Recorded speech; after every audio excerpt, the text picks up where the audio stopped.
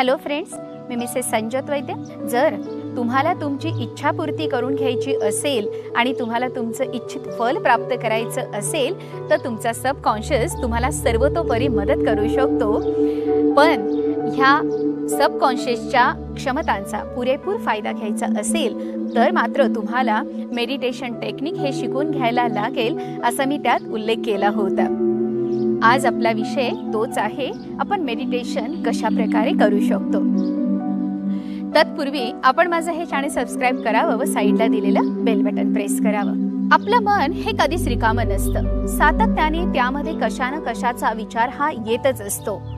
परंतु एका वेळेला दोन विचार येत नाही।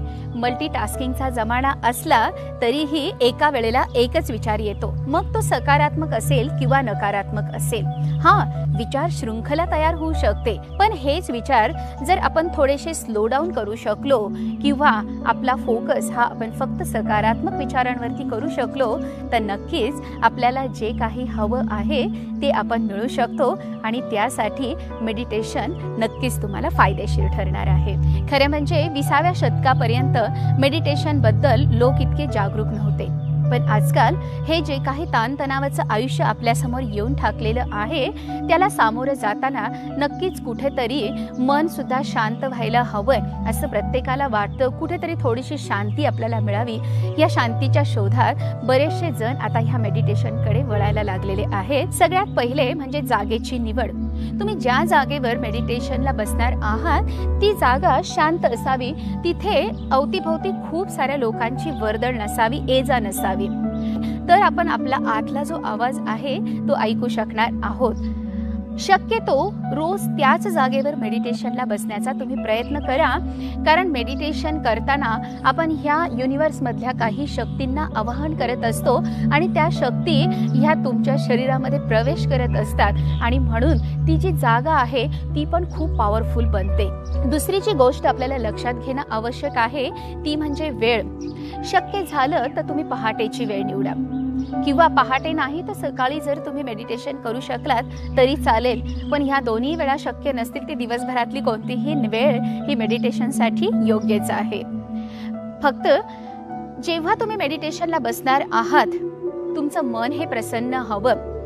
सकाळच्या वेळी जेव्हा आपण मेडिटेशन करतो त्यावेळेला तो जो काही उत्साह आहे किंवा ती जी काही एनर्जी आपल्याला मिळत असते ती पूर्ण दिवसभर आपल्याला खूप छान आणि खूप मुबलक प्रमाणामध्ये उपलब्ध होते, त्यामुळे आपण थकत नाही असा तुमचा अनुभव असेल। तिसरी जी गोष्ट आपल्याला करायची आहे ती म्हणजे कम्फर्टेबल पोझिशन मध्ये तुम्ही बसायचं आहे। चेअरवर बसा, तुम्ही मांडी घालून बसा। एखादी व्यक्ती जर आजारी असेल तर त्यांनी अगदी झोपून जरी मेडिटेशन केलं तरी फारसा काही फरक पडत नाही। एकदा तुमचं स्थान आणि वेळ निश्चित झाली की पाठीचा मणका हा ताठ हवा, हात हे आकाशाच्या दिशेने असे उपडे केलेले असावे आणि दीर्घ श्वास भरून घ्या आणि तोंडावाटे तो श्वास सोडा। याचे दोन फायदे होतात। एक म्हणजे तुमच्या आतली जी निगेटिव्हिटी असते, जी नकारात्मकता असते ती तुम्ही ह्या श्वासाच्या मार्फत बाहेर सोडत असता आणि दुसरं म्हणजे तुमचं शरीर जे आहे, तुमची अवयव जे आहे ते शिथिल होतात। त्यामुळे कमीत कमी 3 वेळा तुम्ही दीर्घ श्वास भरून तो तोंडावाटे बाहेर सोडायचा आहे।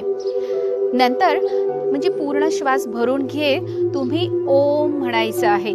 60% जो श्वास आहे तो तुम्ही ओ म्हणत सोडायचा आहे आणि 40% जो श्वास आहे तो तुम्ही म म्हणत सोडायचा आहे। तो कसा करायचा ते तुम्हाला एकदा दाखवते।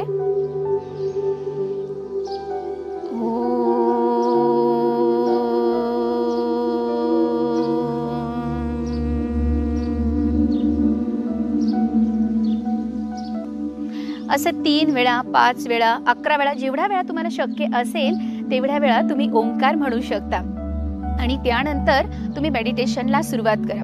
काही जण हे मेडिटेशनच्या वेळेला काही मंत्र जपतात।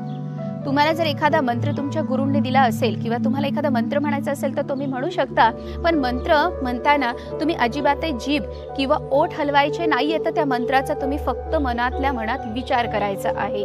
तुम्ही जर राम राम म्हणणार असाल, ओम मनी पद्मेहम म्हणणार असाल, सोहम म्हणणार असाल, तुम्ही जे पण कोणता मंत्र म्हणणार असाल त्याचा तुम्ही फक्त विचार करा। दुसरी एक गोष्ट असते की जर तुम्ही शांत बसलात आणि तुम्ही तुमच्या श्वासावर जरी लक्ष केंद्रित केलं तरी चालण्यासारखं आहे. मी म्हणते जर तुम्ही आजपर्यंत कधीच मेडिटेशन केलं नसेल तर शांत एका जागेवरती बसा, पाठीचा मणका ताठ ठेवा आणि तुम्ही तुमच्या श्वासावरती जरी लक्ष केंद्रित केलं तरी ते तुमच्यासाठी योग्य असणार आहे. मेडिटेशन करताना तुमची जी काही इच्छित देवता असेल, जिच्यावर तुमची पूर्ण श्रद्धा आहे, तिला आठवण करून तुम्ही या युनिव्हर्समधल्या ज्या काही शक्ती आहेत त्यांना तुम्ही आवाहन करा आणि त्यांना तुम्ही तुमच्याकडे बोलवा. तुम्हाला असं काही दिवसानंतर जाणवायला लागेल की तुमच्या या सहस्रार चक्र, जिथे माथा आहे तिथे तुमच्या हातावर तुम्हाला व्हायब्रेशन जाणवायला लागेल. तर पाठीचा मणका जो ताठ ठेवायला सांगतात तो यासाठी, कारण त्या ज्या काही शक्ती आहेत त्या आपल्या सहस्रार चक्रातून प्रवेश करत पाठीच्या मणक्यातून तुमच्या मूलाधार चक्रापर्यंत पोहोचलेल्या असतात आणि तिथून त्या तुमच्या शरीरातल्या प्रत्येक अणू आणि रेणूंना एक वेगळी ऊर्जा देत असतात. तर तुमची जी काही 7 चक्र आहेत त्या 7 चक्रांमधनं त्या शक्ती फिरत असतात आणि म्हणून पाठीचा मणका हा आपला नेहमी ताठ हवा. पण हे तुम्हाला लगेच अनुभव येणार नाहीत आणि कोणत्याही प्रकारचे अनुभव येण्यासाठी तुम्ही प्रयत्नही करू नका. जसे ते अनुभव येतील तसे त्या अनुभवांचा तुम्ही आनंद घ्या. जागेवर शांत बसून तुम्ही फक्त श्वासांवर जरी लक्ष केंद्रित केलं तरी तुमची विचार शृंखला तिथे तुटणार आहे. विचार हे तुमचे कमी होणार आहेत आणि तुम्हाला जे काही हवं आहे तुमच्या आयुष्यामध्ये अशा सकारात्मक गोष्टींवर तुम्ही तुमचा फोकस करू शकता आणि त्यांचं एक कल्पना चित्र तुम्ही उभं करू शकता.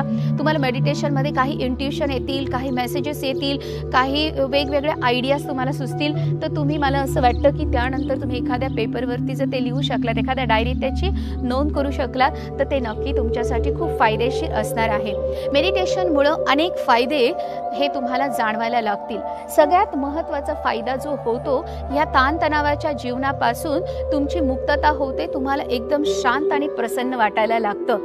दुसरी जी गोष्ट आहे की तुमचं फोकस, तुमचं कॉन्सन्ट्रेशन वाढतं. तुम्ही एखाद्या गोष्टीवरती तुमचं लक्ष खूप लवकर केंद्रित करू शकतात. लहान मुलांना सुद्धा जर तुम्ही मेडिटेशन टेक्निक शिकवलं तर तुमच्या अभ्यासामध्ये ती प्रगती तुम्हाला झालेली दिसून येईल. जर तुम्हाला विसरभोळेपणा असेल, तुम्ही ती गोष्ट पटकन विसरत असाल तर त्यातनं सुद्धा तुमची मुक्तता होऊ शकते. चिडचिडेपणा आहे, पटकन राग येणं, संताप येणं, या गोष्टी सुद्धा कमी होऊ शकतात. आणि सगळ्यात महत्त्वाची, तुम्हाला दिवसभर एक तुमचा जो ऑरा आहे तो खूप स्ट्रॉंग झालेला जाणवेल. अनेक फायदे हे मेडिटेशनचे होतात. पण हे व्हावेत किंवा हे मला का नाही होत म्हणून मन खट्टू करून न घेता तुम्ही जितकं सातत्य या मेडिटेशनमध्ये ठेवाल तसे हळूहळू तुम्हाला हे अनुभव येणार आहेत. सुरुवात जे करायची आहे ती काही वेळ शांत बसण्याची करायची. भले मग ते 5 मिनिट 10 मिनिट जेवढा वेळ तुम्हाला शक्य आहे एका जागेवर बसण्याचा प्रयत्न करा.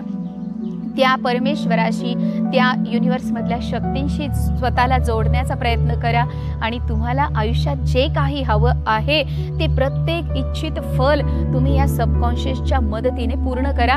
कारण हे सबकॉन्शियस युनिव्हर्सला जोडलेलं असतं आणि सबकॉन्शियसला जे काही चित्र स्वरूपात तुम्हाला डायरेक्शन द्यायची आहे ती फक्त जर तुमचे विचार कमी झाले तरच तुम्ही देऊ शकणार आहात. म्हणून मेडिटेशनचा तुम्हाला नक्की फायदा होईल. आपल्याला जर हा व्हिडिओ आवडला असेल तर तुम्ही नक्की तुमचे फ्रेंड्स, रिलेटिव्स यांच्याबरोबर शेअर करा. कमेंट बॉक्समध्ये तुम्ही तुमची कमेंट लिहून पाठवू शकता. अजून काही तुम्हाला वेगळ्या विषयांवरती माझे व्हिडिओज हवे असतील तर तुम्ही कमेंट बॉक्समध्ये तेही लिहू शकता. अद्याप तुम्ही माझे चॅनल सबस्क्राईब केले नसेल तर ते आता या क्षणी सबस्क्राईब करा. आता आपण सगळे एका वेगळ्या जगामध्ये प्रवेश करणार आहोत जिथे तुमची प्रत्येक इच्छा पूर्ण होण्यासाठी मी गॅरंटी घेते.